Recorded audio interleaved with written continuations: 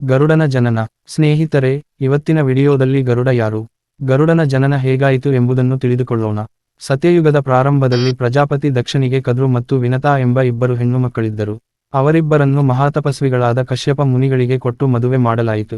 ತಮ್ಮ ಹೆಂಡತಿಯರ ಸೇವೆಯನ್ನು ಮೆಚ್ಚಿದ ಕಶ್ಯಪರು ಅವರಿಬ್ಬರಿಗೆ ವರಗಳನ್ನು ಬೇಡಲು ಹೇಳಿದರು. ಕದ್ರು ತನಗೆ 1000 ಶಕ್ತಿಶಾಲಿ ನಾಗಗಳು ಹುಟ್ಟಬೇಕೆಂದು ವರ ಬೇಡುತ್ತಾಳೆ. ಕದ್ರುವಿನ ಆ ನಾಗಸಂತತಿಯ ಪರಾಕ್ರಮವನ್ನು ಮೀರಿಸುವ ಇಬ್ಬರಿಗೆ ತಾಯಿಯಾಗುವ ವರವನ್ನು ಬೇಡುತ್ತಾಳೆ ಕದ್ರುವಿನ ಸಹೋದರಿ ವಿನತಾ.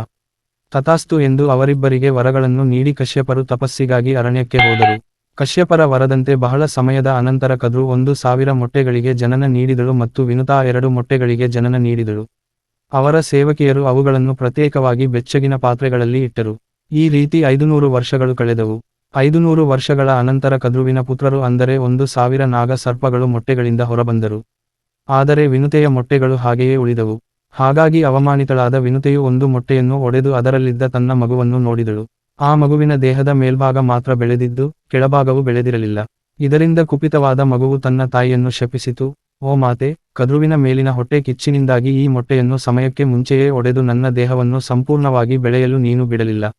ಆದ್ದರಿಂದ ನೀನು ಅದೇ ಕದ್ರುವಿನ ದಾಸಿಯಾಗಿ ಅವಳ ಸೇವೆಯನ್ನು ಮಾಡು. ನೀನು 500 ವರ್ಷಗಳವರೆಗೆ ತಾಳ್ಮೆಯಿಂದಿದ್ದು ಆ ಇನ್ನೊಂದು ಮೊಟ್ಟೆಯನ್ನು ಒಡೆಯದಿದ್ದರೆ, ಅದರಿಂದ ಹುಟ್ಟುವ ಪುತ್ರನು ನಿನ್ನನ್ನು ಆ ದಾಸ್ಯದಿಂದ ಮುಕ್ತಗೊಳಿಸುತ್ತಾನೆ.